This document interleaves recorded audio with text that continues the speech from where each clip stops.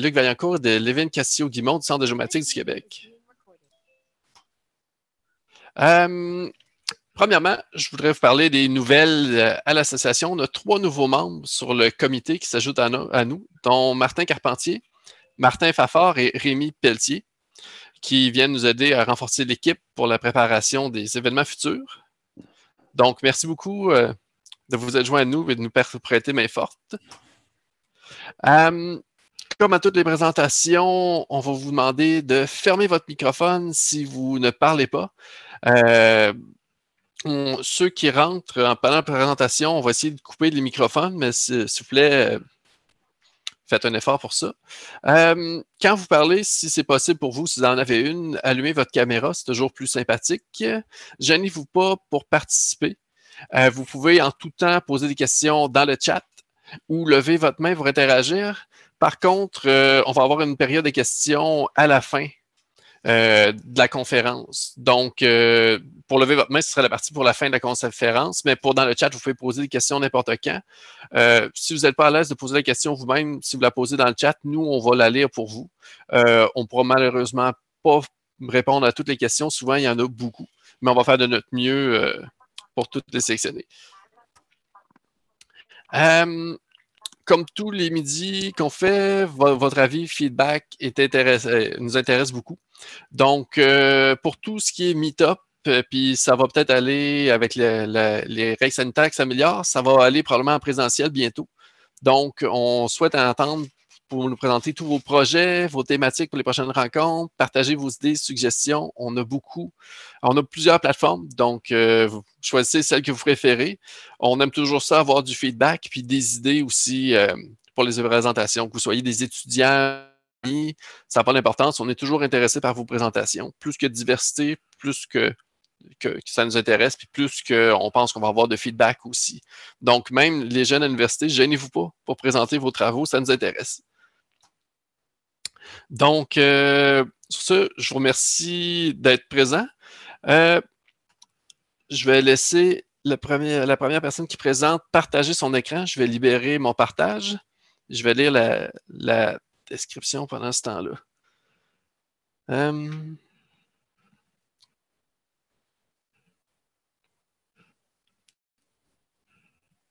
Je n'ai pas de Python pour arrêter de partager. Ah, parfait.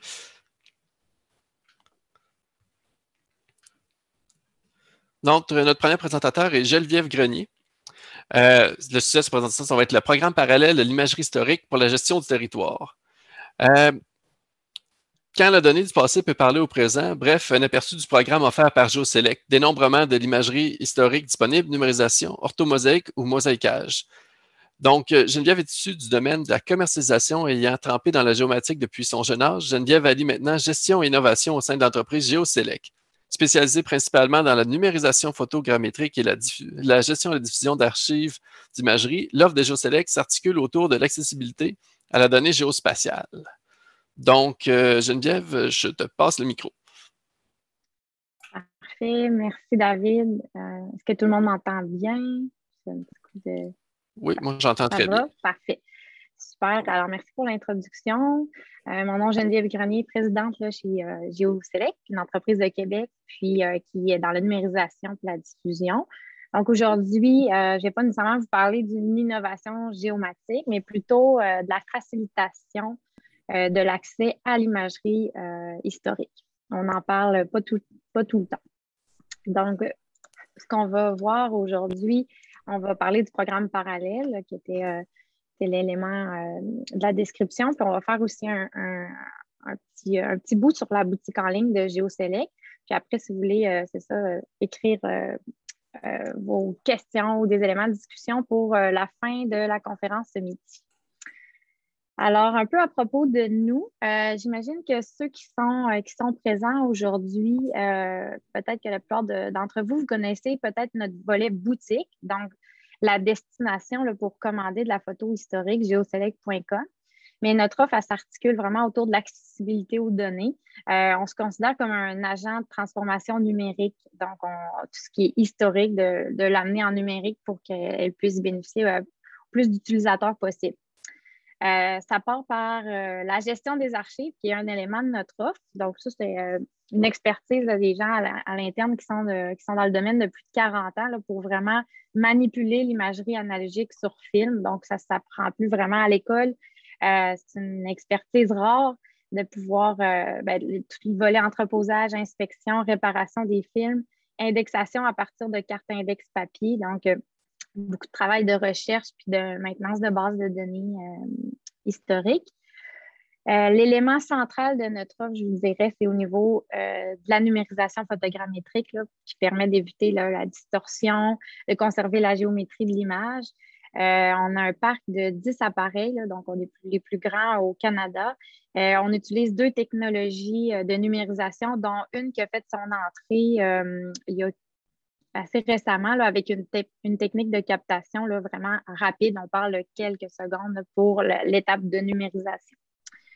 Le volet boutique que vous connaissez, là, qui, nous, en tant que partenaire du gouvernement du Québec pour la revente de leur imagerie, on offre aussi des services à valeur ajoutée et de reproduction. Valeur ajoutée, on pense à mosaïquage, géoréférencement, par exemple.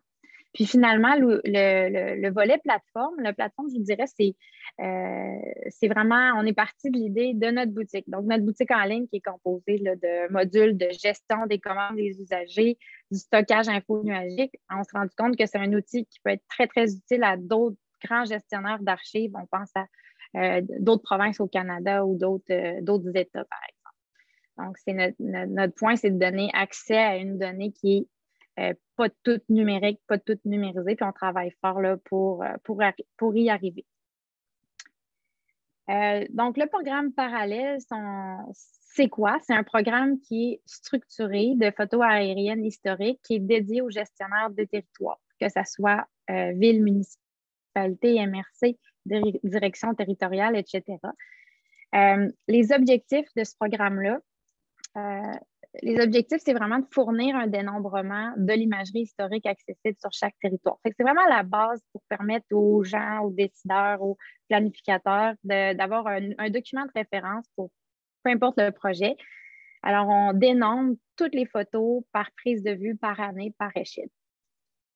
C'est le premier objectif. Le deuxième objectif, c'est vraiment permettre aux gestionnaires d'observer leur zone dans l'ensemble, par zone d'intérêt, puis de rendre compatible l'imagerie analogique le plus possible avec l'imagerie numérique, que ce soit pour des analyses agricoles, urbanisation. On sait que présentement, c'est beaucoup de travaux d'analyse hydrique qui se font. Donc, ça part de la base. Puis notre idée, c'est vraiment d'être proactif puis d'aller à la rencontre justement des gestionnaires de territoire. Donc, comment s'articule notre démarche? Premièrement, une bonne étape de préparation. Donc, je vous dis, on fait l'approche, mais on prend les besoins. Donc, les années d'intérêt, souvent, on vient compléter des collections que les municipalités ont déjà plusieurs années d'orthorectification, mais on va venir compléter avec l'ensemble de notre catalogue qui est très, très riche. On a également un service de recherche qui va au-delà de notre catalogue. Donc, qu'est-ce qui n'est pas indexé, donc sur des cartes papier ou dans des collections privées qui ne sont pas, je dirais, défrichées. Même au service à la Bibliothèque d'Archives nationales, on peut faire des recherches pour nos gestionnaires de territoire. Puis, c'est là qu'on fait vraiment un dénombrement là, complet. C'est un document qui va servir là, pour plusieurs années, puis pour aussi travailler les budgets des années subséquentes. Ça donne une bonne idée. L'étape de la numérisation, comme je vous parlais, qui se situe habituellement entre 14 et 16 microns, tout dépendant du projet, des besoins. On va rajouter la valeur à l'image parce que l'image seule, on s'entend, là, n'est pas placée dans l'espace. Donc, nous, nos services additionnels, on parle de géoréférence primaire. On peut donc géoréférencer l'ensemble des images d'un territoire, ajouter un index pour le suivi par la suite.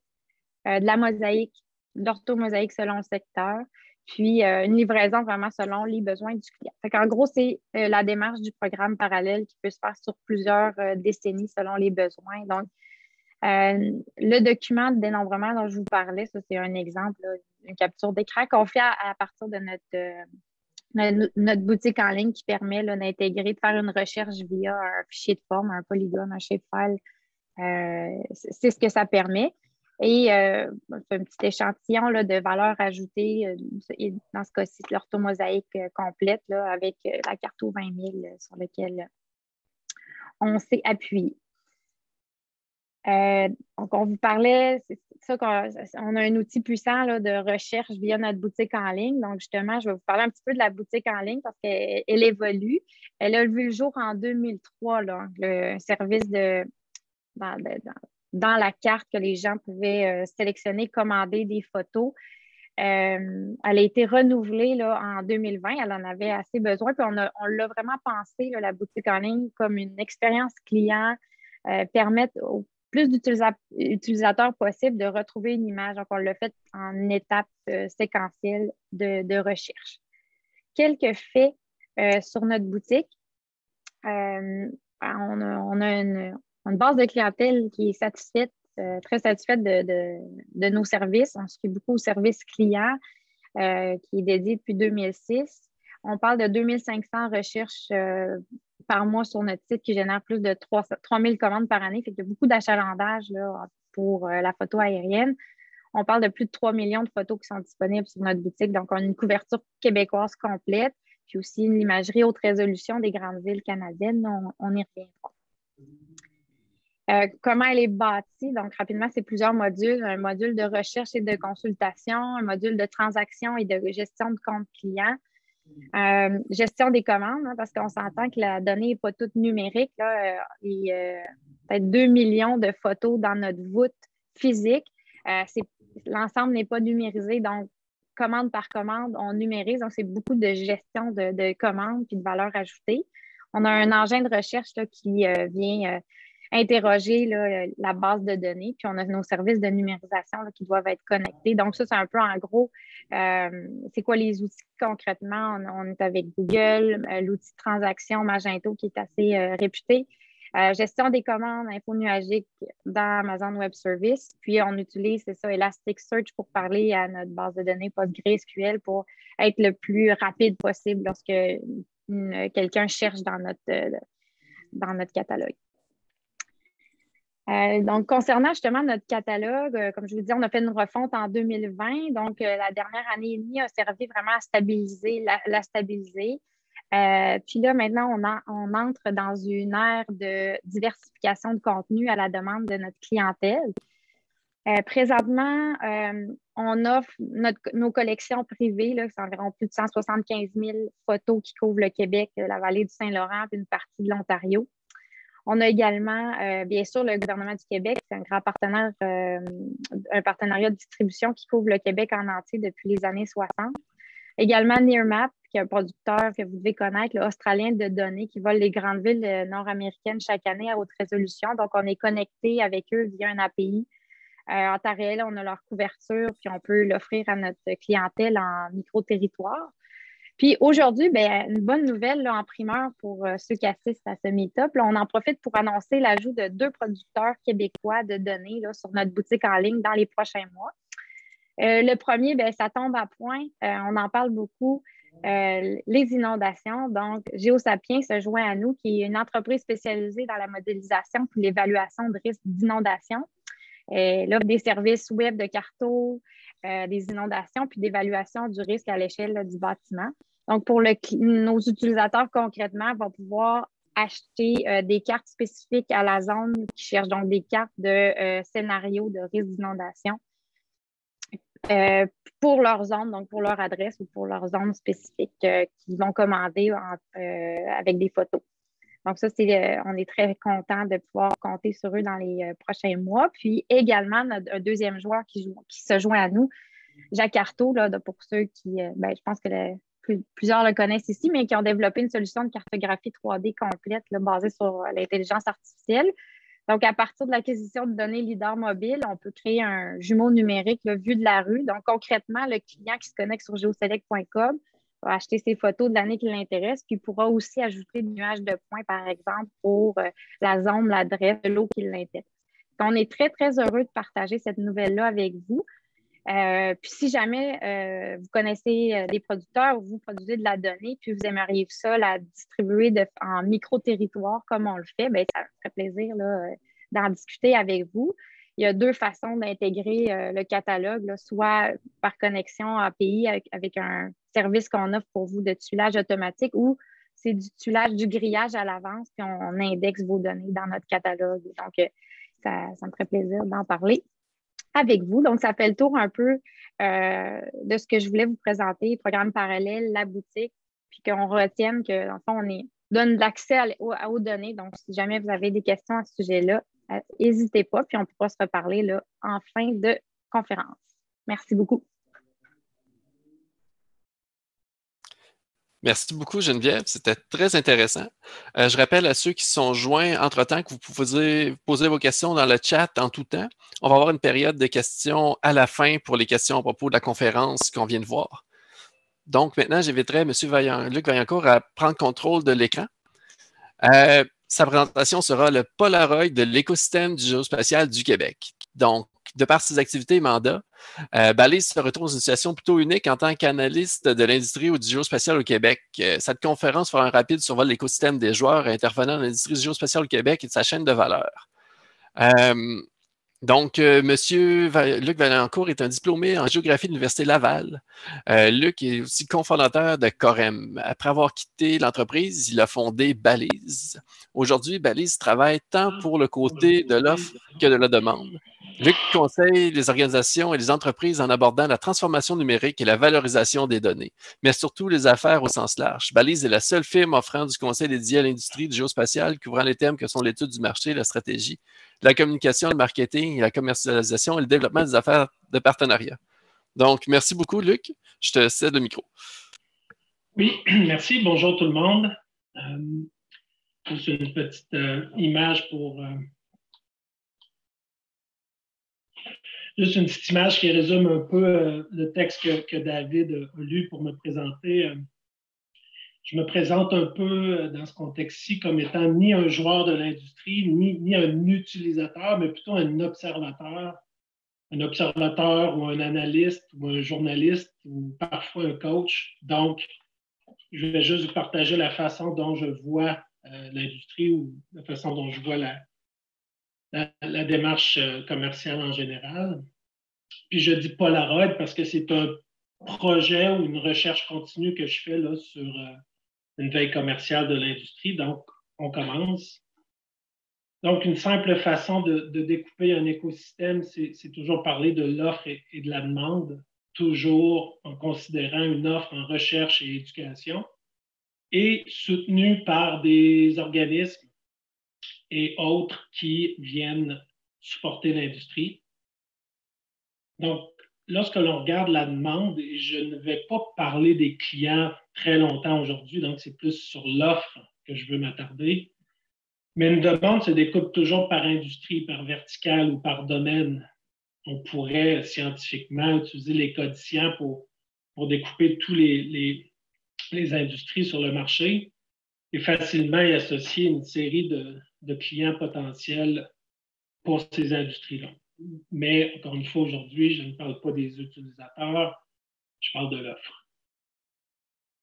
Du côté des clients, encore une fois, on peut les distinguer par métier, par profession, par rôle. Bon, je dois me faire livrer quelque chose, j'imagine. Donc, métier, profession, rôle.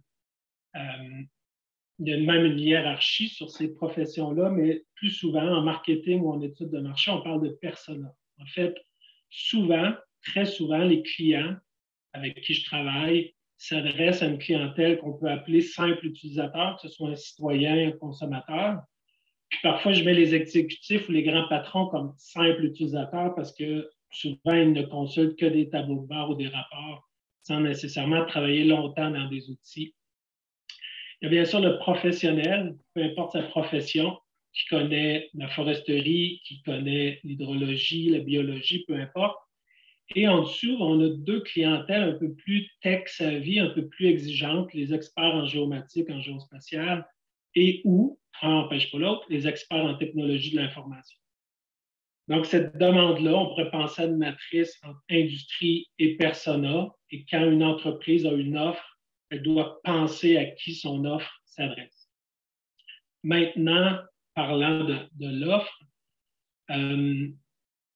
Qu'est-ce que les gens en géospatial ont à vendre? Quand on facture un client, on facture pour soit du temps homme, on a vendu notre travail, on a vendu notre expertise. Parfois, on vend des rapports, des cartes, des documents. Ça peut être le cas d'un certificat de localisation, ça peut être le cas d'une photo aérienne imprimée chez GeoSelect, par exemple. On peut vendre des données brutes ou des données à valeur ajoutée. On peut vendre toutes sortes d'instruments de capture et il y en a de plus en plus, que ce soit les drones, les stations fixes, les stations mobiles, tout ce qui est côté technologie, souvent cloud ou serveur, pour le distinguer avec les logiciels SIG un peu plus dédiés à la géomatique. Et puis finalement, des applications métiers. Une application métier, c'est une application qui, sans focusser sur les capacités géographiques, est supportée par une carte ou par une intelligence géographique. Donc, j'ai simplement mis 2 exemples ici. Là, à chaque fois que vous allez voir des logos, c'est parce que je m'amuse avec les logos. Vous allez en voir d'autres, des logos. Puis, souvent, j'utilise les logos de gens que je suis sur Twitter, sur LinkedIn, des gens qui ont récemment été partenaires ou exposants lors de Géo-Québec. Donc, des gens qui ont l'habitude de parler d'eux ou de faire parler d'eux. Quelques secondes sur l'application métier ici, un exemple avec inondation de GeoSapiens, dédié aux mesures d'urgence en cas d'inondation. J'ai pris l'exemple de MapGears de Daniel Morissette qui a fait un virage produit il y a quelques années et EV Trails, c'est pour les motoneigistes. Donc, juste pour vous montrer que c'est du support à d'autres types d'utilisateurs que tout notre écosystème à nous. Donc, lorsqu'on parle d'écosystème, on parle de chaîne de valeur et simplement pour exprimer ce que je veux dire en partant de gauche à droite, avec un exemple ridicule, mais c'est pour passer mon point. Ford manufacture des voitures, mais son écosystème autour de lui est varié. Il a besoin de pièces pour bâtir sa voiture. Une fois sa voiture complétée, il y a des ententes de distribution par pays. Et chaque pays ou chaque géographie a un réseau de revendeurs qui s'occupent de la revente ou de la distribution et aussi des services professionnels. Michelin peut à la fois équiper un Ford, mais aussi se retrouver à vendre chez OK Pneus. Donc, il revend ses pneus et qui peut les installer aussi. Donc, c'est un peu ça, une chaîne de valeur, puis ça aide aussi à comprendre, à tracer l'argent. Qui paye qui? On ne parle même pas de l'utilisateur final à droite qui a une voiture pour lui, qui a une voiture pour le bureau, qui a une voiture pour sa flotte, mais qui paye qui? Donc, c'est ça un peu une chaîne de valeur. Et je me suis amusé à en faire une pour le géospatial. Ici, je fais apparaître 2 joueurs particuliers, Technique qui enseigne la conduite, puis Uber, où c'est un service tout inclus, et qui aurait pu acheter une flotte, mais pas une flotte en fait, parce que chaque chauffeur possède sa voiture, donc ce n'est pas un bon exemple. Mais vous voyez un peu un écosystème ici. Donc, je répète à gauche que ce ne sont que des exemples, un petit échantillon. Donc, en R&D, en haut, ce que je montre, c'est qu'il y en a qui focus à faire leurs propres produits puis le vendre, puis il y en a qui focus à revendre, intégrer et offrir des services. Donc, que des exemples. On peut être influencé par les normes de l'OGC, travailler avec des firmes connues, des firmes, des centres de recherche, on va en parler tout à l'heure. On peut aussi avoir besoin de composantes pour équiper un drone, des librairies logicielles comme celle de l'OSGeo pour bâtir une solution, un laser hyper précis, hyper top-notch de Regal. On peut prendre les données de Xeos, qui est un nouveau vendeur de données, on va en parler un petit peu. Donc, c'est juste pour vous montrer la chaîne. Ensuite, on y va avec ceux qui ont un logiciel ou une solution en ligne ou un produit autoportant. Un produit autoportant, c'est que ce n'est pas une pièce, c'est une solution.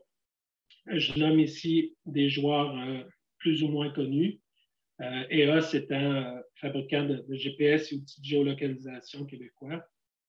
Puis après ça, on tombe dans des gens qui vendent et revendent ou des gens qui ont des services professionnels. Donc, moi-même, je me trouve à la toute droite parce que je vends du temps, je vends une expertise. Indicia, que vous ne connaissez peut-être pas, vend des résultats ou des analyses en géomarketing. Trifid, vous la connaissez sûrement. Chantal génère des données sur mandat. Anagraph peut vous bâtir une solution sur mesure en géospatial, mais je m'intéresse à l'avant-dernière colonne. Et un joueur comme Corem s'est particulièrement fait connaître en étant distributeur et revendeur de MapInfo dans les années 90 et de bien d'autres logiciels depuis, logiciels et sources de données. Mais on reconnaît aussi Cancel et ABTech. Et si j'avais des liens à faire, Cancel est très Trimble, puis ABTech est très Leica. Consortech est très FME, Safe Software. Esri Canada, je le mets en distribution parce que c'est une entente avec Esri, Esri Inc., Esri USA. Donc, c'est un peu ça, une chaîne de valeur où est-ce qu'un client, ça ne veut pas dire qu'un joueur doit passer à travers les autres pour atteindre le client. Je pense juste du focus premier, si vous voulez. Simple note sur mon site, j'aurai la référence. J'ai tout simplement, il y a un an, je me suis amusé à analyser la taille des bureaux d'arpenteurs géomètres. C'est une façon d'obtenir de l'information sur l'industrie. J'ai plus d'infos. Je me suis amusé aussi dans le répertoire des partenaires Esri, simplement pour découvrir qu'il y en avait 21 partenaires Esri au Québec. Ce sont ceux-là. Pour différents clients, différents mandats que j'ai, je me suis aussi amusé à distinguer compagnies de plateformes et de logiciels. Puis, encore une fois, c'est juste pour vous lancer des logos. J'ai découvert qu'il y avait beaucoup de plateformes, que ce soit pour le monde municipal, l'évaluation municipale, le foncier, le cadastre avec Azimut ou autre. Donc, on en découvre beaucoup. Donc, moi, je ne connaissais pas géocentraliste, géocentrique. Bon, géométrique, c'est de Anagraph. Jakarta, on en entend de plus en plus parler de Jakarta sur LinkedIn une fois sur deux. NSIM Technologies à Québec, une plateforme qui s'appelle Raster.io, qui était au début pour les objets IoT, objets connectés à l'Internet. Maintenant, peut-être plus focusé sur le monitoring du déneigement ou du nettoyage des rues. Sigal, Sigim, donc de certains joueurs que vous connaissez, puis ensuite des compagnies plus ou moins matures, plus ou moins grosses, mais toutes québécoises ou à Ottawa. Cartourista bien connu, Bentley qui a un gros bureau ici à Québec qui a acheté Inro l'année dernière à Montréal. Donc Inro fait maintenant partie de la famille Bentley. Inro qui était dans l'intelligence dans les transports, là, ITS. On connaît JMAP de K2. Une nouvelle start-up prévue 3D, très fort en visualisation 3D de bâtiments. Et GeoSelect, comme on a parlé, vous avez peut-être vu ou pas vu vraiment les efforts de CAE, la géante CAE, qui a lancé une plateforme là, en 2D, 3D. C'est un peu un magasin et un SIG en ligne là, qui s'appelle Echo. On pourrait aller voir ça. Donc, différents joueurs comme ça.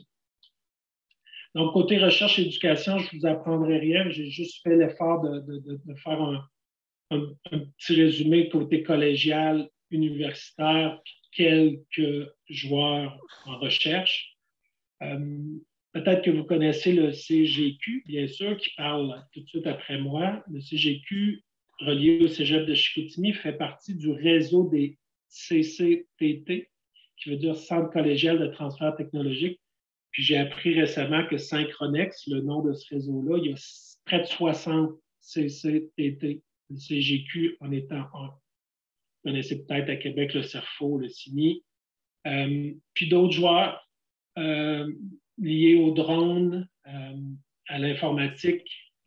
Donc, un écosystème assez varié en recherche et éducation. Finalement, support à l'industrie, ben, c'est vous. C'est le trio AGMQ, ACSG Champlain, ACSG Montréal. Et l'Ordre des arpenteurs géomètres et l'AQT, que moi j'ai appris à connaître que récemment, donc l'Association québécoise de télédétection.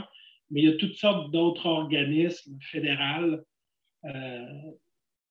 et ou dans des thèmes comme le transport à QTR, le BIM, le bâtiment intérieur-extérieur, enveloppe, construction, le CIRIU, infrastructure au sens large, le BIM a son équivalent fédéral, l'AQT a son équivalent fédéral avec la Société canadienne de télédétection, puis des organismes à droite qui sont un peu lointains, mais qui peuvent nous influencer ou pas, dont l'OGC. Et une mention spéciale à GoGeomatic, qui est le seul média canadien en ligne anglophone, mais le seul média canadien en ligne à couvrir l'industrie du géospatial. Pour ceux qui se souviennent de Balise Média, je félicite GoGeomatic de continuer à œuvrer dans les médias en géomatique. Donc, tout ça pour dire, et je conclurai là-dessus, je ne sais pas, il me reste combien de temps, mais ça finit par un écosystème un peu comme ça, où éventuellement, dans une recherche, on peut mieux segmenter l'offre, mieux comprendre les forces et faiblesses du Québec, mieux comprendre la demande en RH. Donc, ceux qui sont à l'écoute, c'est le genre de projet ou d'études qui les intéresse, soit comme lecteur ou éventuellement sponsor, commanditaire. Je suis ouvert aux discussions. C'est un projet que j'ai, Balise, en réflexion. C'était la fin de ma présentation, mais j'ai juste le goût, s'il me reste 2 minutes. Y a-t-il quelqu'un qui peut me confirmer s'il me reste 2 minutes, par exemple? Non, on est pile sur les temps. Là. Ben, exactement. C'est parfait. Regarde comment c'est bien fait. Terminé. Parfait, merci beaucoup. S'il y a quelqu'un présentement qui cherche un emploi, c'est ces slides-là que vous voulez regarder. Vous avez en gros toutes les entreprises du Québec qui pourraient engager présentement. C'était une très bonne présentation. Merci beaucoup. C'est rare qu'on voit un aperçu de tout le Québec comme ça. On n'a pas tout vu. On n'a pas parlé des fermes d'ingénierie qui font un grand push. On voit la revanche du raster que j'appelle avec toute l'observation de la Terre. Il y a beaucoup d'autres tendances à couvrir et à parler, mais je n'ai pas eu le temps. Mais en 15 minutes, c'est quand même une très grande couverture. Merci beaucoup. Bien. Donc, j'inviterai notre dernier présentateur, Lévin Castillo, à prendre le contrôle de l'écran. Donc, Lévin Castillo-Guimond, il travaille au Centre de géomatique du Québec. Sa présentation, c'est une revue et comparaison de différentes méthodes de surveillance par télédétection de structures naturelles et artificielles de matériaux meubles. Donc, Lévin Castillo-Guimond est titulaire d'un baccalauréat en géologie et d'une maîtrise en sciences de la Terre axée sur la volcanologie physique de l'Université du Québec à Chicoutimi. Il a par la suite travaillé comme géologue sur des projets d'exploration minérale au Canada et à l'international avant d'obtenir une seconde maîtrise en sciences géographiques de l'Université de Sherbrooke. Chercheur en géomatique au Centre de géomatique du Québec depuis 2017, il a travaillé sur plus d'une quinzaine de projets en recherche de télédétection passive et active. Donc, merci beaucoup d'être là, Lévin. Je te passe le micro. Merci beaucoup, David. Merci tout le monde d'être présent pour ma présentation. Elle s'intitule « Revue et comparaison de différentes méthodes de surveillance par télédétection de structures naturelles et artificielles de matériaux meubles ». C'est une analyse qui a été réalisée dans le cadre d'un projet financé par le CRSNG. Rapidement, le plan de ma présentation, je voulais faire une présentation du CGQ, mais Luc en a fait une excellente tantôt. Je vais peut-être ajouter des petits points, mais sans plus. Je vais parler du besoin dans le projet, les objectifs qu'on visait. Je vais présenter la veille technologique qu'on a fait, les différentes méthodes qu'on a analysées. Je vais présenter les différents paramètres de comparaison qu'on a utilisés pour analyser ces méthodes-là par la suite. Je vais terminer avec quelques recommandations et conclusions. Donc, le CGQ, c'est ça, c'est un centre collégial de transfert technologique affilié au Cégep de Chicoutimi à Chicoutimi. On fait partie du réseau Synchronex, anciennement Transtech, mais on fait aussi partie du réseau des centres d'accès à la technologie de Tech Accès Canada. C'est l'équivalent fédéral du réseau Synchronex. La mission du CGQ, c'est de favoriser le développement et l'innovation par des activités de recherche et de transfert en géomatique. On vise à être le chef de file en recherche et en transfert de technologies géomatiques innovantes. Donc, pour le projet dans lequel on a fait l'analyse, le besoin, c'était faire de la surveillance de digues. En ce moment, l'inspection de ces infrastructures-là, c'est faite par des observations régulières, des outils géotechniques, puis hydrologiques à des endroits ponctuels. Donc là, l'objectif, c'était de faire un état des lieux des méthodes de télédétection qui pouvaient aider à ça, regarder les avantages et les contraintes de ces méthodes-là, proposer des solutions pour de la surveillance en continu, mais c'était pour ajouter aux outils actuels et non pas les remplacer. On s'est vite rendu compte que le spectre d'application était plus large que juste les digues. En fait, c'est toutes les structures de matériaux meubles, que ce soit des digues, des barrages, des zones de glissement de terrain, des remblais naturels. Donc là, pour ces structures-là, les suivis par télédétection, on voulait regarder la résolution temporelle, la résolution spatiale qu'on peut aller chercher, la qualité de la donnée, est-ce qu'on était sensible au mouvement, puis est-ce que c'était possible de faire de la surveillance en continu global. Donc, les méthodes qu'on a regardées, il y a de la télédétection active, télédétection passive. On a regardé les méthodes par lidar, que ce soit les balayeurs laser terrestres, là, les TLS, les lidars mobiles, là, que ce soit sur un véhicule terrestre ou transporté par drone.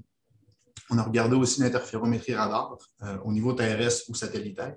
On n'a pas regardé le lidar aéroporté par avion parce que c'était faire appel à des compagnies externes. Ce n'était pas dans le mandat. Là, la résolution n'aurait pas été suffisante au niveau temporel. Au niveau de la télédétection passive, on a regardé la photogrammétrie terrestre, que ce soit avec des appareils photo fixes ou sur un véhicule mobile terrestre, ou la photogrammétrie par drone. On a regardé aussi l'imagerie thermique, que ce soit terrestre, fixe ou mobile, encore une fois, mais on n'a pas regardé l'imagerie satellitaire rouge-vert. Donc, le LIDAR, c'est Light Detection and Ranging. C'est vraiment le principe de mesurer des distances par laser. C'est un appareil qui crée des nuages de points avec une très grande densité de points. Le principe pour reconstruire l'environnement, il faut faire un assemblage de ces nuages-là. Par contre, c'est des appareils qui sont, puis des technologies qui sont sensibles à la météo. On ne peut pas faire d'acquisition quand la météo n'est pas bonne, quand il y a des averses. Puis au niveau du lidar terrestre, que ce soit mobile ou TLS, on est sensible aux occlusions. Il faut pouvoir voir le dessus de la structure afin d'avoir une bonne idée de l'environnement en 3D. Donc, ça prend une intervention physique au sol pour pouvoir réaliser la méthode. Au niveau de l'interférométrie radar, en fait, c'est une mesure du signal qui est rétrodiffusé. Avec de multiples sondages, on est capable de créer un modèle numérique de terrain. Puis après ça, s'il y a un changement de la phase du signal qui est rétrodiffusé, ça veut dire qu'on a eu un mouvement au sol. La sensibilité de cette méthode-là, c'est très sensible, mais c'est en fonction de la longueur d'onde. Plus on va vers des longues longueurs d'onde, plus le mouvement doit être grand pour être détecté. Puis, encore une fois, là, ça peut être sensible ou non à la végétation. Les longues longueurs d'onde ne le sont pas. Les plus courtes, oui. Au niveau satellitaire, les avantages, c'est qu'on a une très large couverture.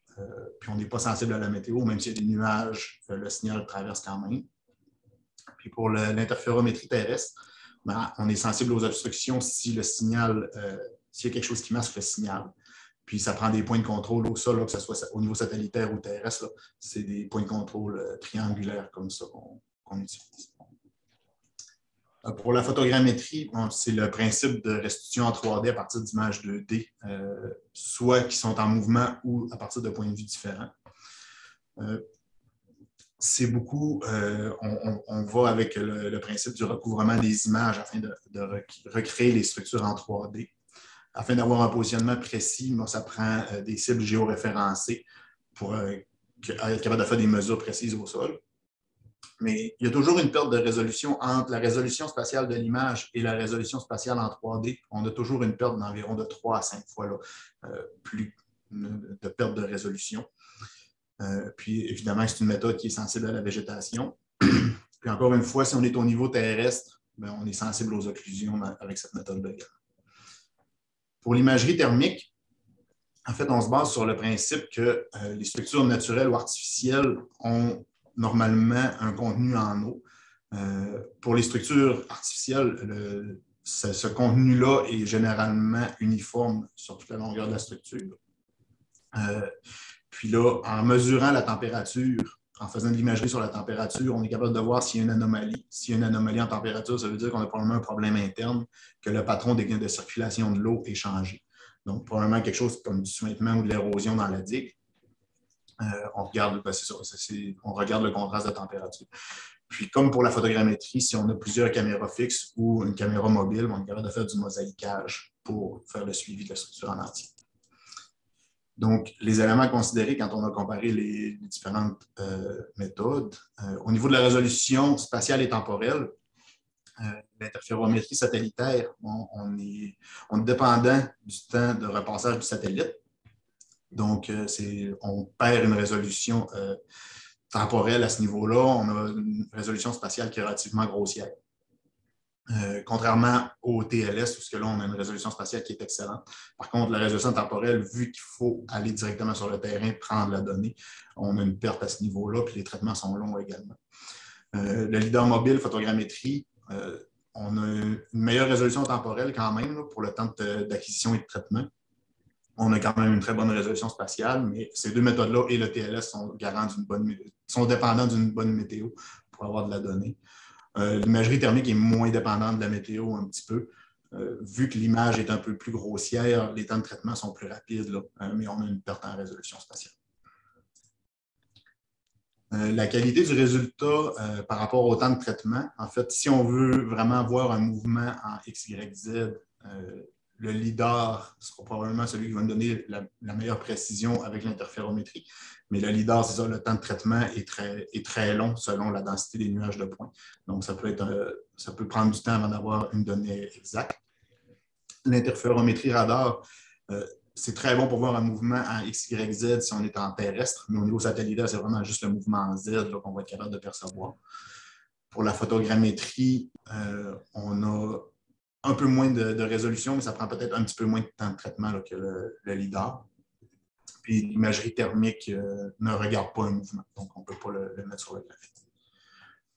Les ressources nécessaires, est-ce qu'on a besoin de beaucoup de ressources humaines ou de ressources informatiques? Bon, TLS, il y a une intervention sur le terrain, ça prend des bonnes machines pour traiter la donnée. C'est celui qui est le plus demandant en termes de ressources. Ensuite de ça, les autres modèles, les autres acquisitions par LIDAR, l'interférométrie. On a besoin de beaucoup d'interventions humaines pour les traitements. Photogrammétrie similaire, interférométrie terrestre, un peu moins d'intervention humaine quand même, mais ça prend quand même des bonnes ressources informatiques. Puis l'imagerie thermique a besoin de moins de ressources à la fois informatiques et humaines là, pour fonctionner. Dans le même sens, on a le potentiel d'automatisation. Au niveau, le TLS, ce n'est pas automatisable, il faut aller sur le terrain.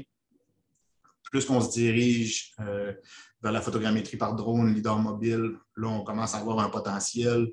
L'interférométrie satellitaire, une fois que les données sont récupérées, on peut plus automatiser le processus. Photogrammétrie terrestre ou imagerie thermique, si on parle d'appareils qui sont fixes, là, on a un potentiel qui est très grand au niveau de l'automatisation. L'interférométrie terrestre, c'est le grand avantage de la méthode. Au niveau du stockage et de la maintenance, encore une fois, là, les données LIDAR, c'est ce qui est le plus pesant. Les nuages de points sont très pesants, donc on a besoin de beaucoup de données de stockage si on archive tout. À l'inverse, l'interférométrie terrestre stocke très peu de données. C'est vraiment plus pour de la surveillance en continu. C'est plus une réponse oui ou non, est-ce que ça a bougé? Au niveau de la fréquence de maintenance, bon, tout ce qui est mobile par drone, on est en plus dépendant de la maintenance des drones, la météo pour le downtime. Puis les appareils sont quand même un peu plus capricieux que des caméras, plus pour la photogrammétrie ou l'imagerie thermique.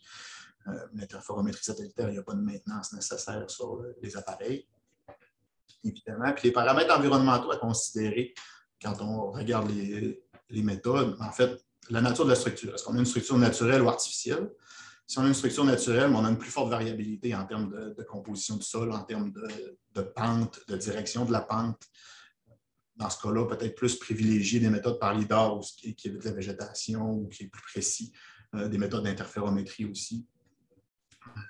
Si on a une structure qui est plus artificielle, on a une variabilité qui est beaucoup plus faible, comme pour Indique, par exemple. Donc là, ça permet d'utiliser plus facilement des méthodes comme l'imagerie thermique ou la photogrammétrie.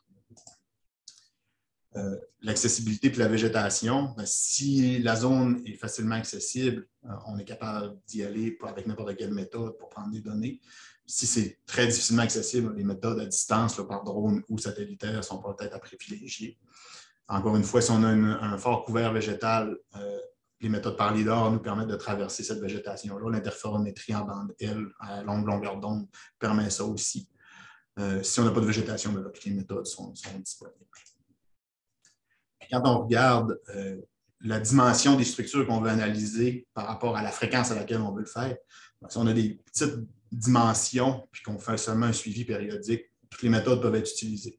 Plus on agrandit la fréquence ou la dimension des structures, là, toutes les méthodes sont possibles, sauf probablement le TLS là, qui serait trop long pour faire le suivi. Si on a des très, très grandes structures comme ici, là, sur l'image à droite, c'est toutes les digues des Pays-Bas. Là, il faut y aller par des méthodes satellitaires en interférométrie, c'est très bien. On peut prendre des données une fois à chaque fois que le satellite passe. Mais par contre, si on veut de la surveillance en continu de zone, ben là, ça prend peut-être des équipements fixes là, pour faire de l'interférométrie terrestre, d'imagerie thermique ou de la photogrammétrie terrestre. Donc, en conclusion, il n'y a aucune méthode qui répond à tous les besoins. C'est important de se poser les bonnes questions pour pouvoir sélectionner la bonne méthode. Puis, éventuellement, considérer les paramètres environnementaux avant de se dire on veut tel type de résultat, voir si c'est possible. Probablement que multiplier les méthodes permettrait de pallier aux inconvénients de certaines avec les avantages de d'autres. Puis, pour pouvoir faire un suivi efficace, bien, ça va toujours être nécessaire d'avoir des données initiales de qualité. Merci beaucoup. Merci beaucoup pour la présentation. C'était très intéressant. Ça fait vraiment beaucoup de méthodes, mais surtout des données à jour. Parce que moi, j'avais vu beaucoup de ça il y a une dizaine d'années, mais les drones n'étaient pas encore tout à fait là. Puis tout. Donc, je trouve ça très intéressant de vraiment nous replonger là-dedans avec aujourd'hui, en 2022, qu'est-ce qu'on fait. C'était super intéressant. Merci beaucoup. Donc, on va maintenant commencer la période de questions. Si vous avez des questions, vous pouvez lever la main.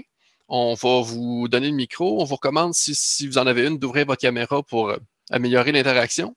On va aussi poser les questions dans le chat s'il y en a eu pour leur répondre maintenant. Donc, quand vous posez votre question, demandez à qui vous posez la question, que cette personne-là puisse se démuter puis vous répondre. Merci. Donc, on peut commencer.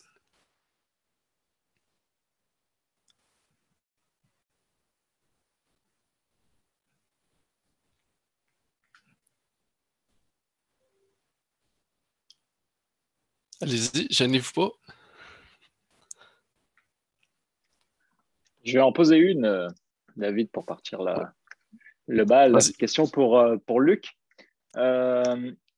Selon toi, comment se positionne l'industrie du Québec versus le reste du Canada, versus les États-Unis, versus l'Europe? Comment on parle plutôt des entreprises privées, là, mais notre force d'entreprise québécoise versus ce que tu connais ailleurs?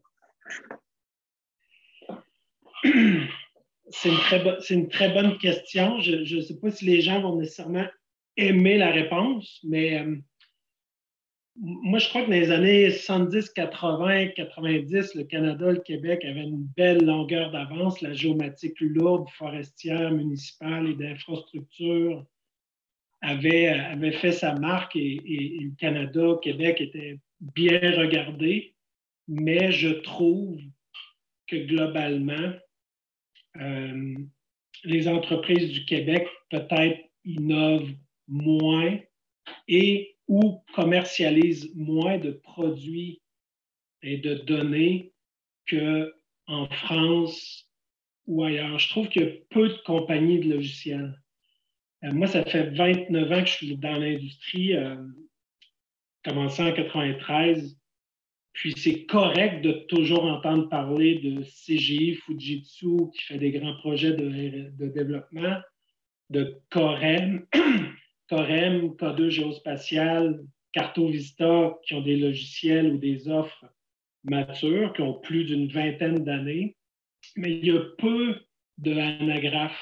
Il en faudrait peut-être un peu plus. Il y a peu de CDG développeurs qui ont changé de nom pour Coda.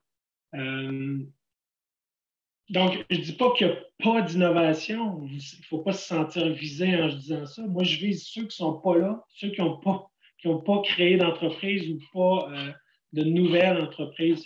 Je trouve que l'écosystème et les priorités sont beaucoup mises sur l'acquisition de données et pas encore assez sur son traitement, sa mise en disponibilité et son intelligence en aide à la décision.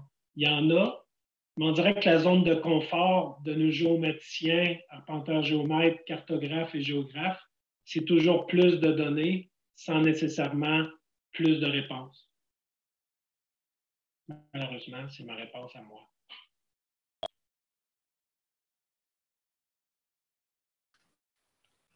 C'est un peu ce que j'ai vu, moi aussi, au cours de ma carrière, c'est que souvent, les gestionnaires demandent des données, des données, des données, mais quand ils voient la facture pour les analyser, après ça, ils sont plus reluctants un peu. Il y a quand même un coût assez significatif à faire des analyses poussées, là, en temps humain et souvent en temps informatique. Là. Mais il faut un budget équilibré. C'est comme si on prenait tout notre budget pour aller cueillir des truffes et des champignons magiques avec Astérix et Obélix dans des forêts enchantées. Puis quand on revenait, on n'avait plus de budget pour le cuisiner. C'est un peu ridicule. Fait qu'on serait mieux de manger des ramen, puis du riz, puis du craft dinner, puis aller jusqu'au bout plutôt qu'arrêter au milieu. Oui, c'est un bon point. Je suis totalement d'accord. Est-ce qu'on a quelqu'un qui voudrait poser une prochaine question? Allez-y, gênez-vous pas, on a encore du temps. Soyez pas gênés.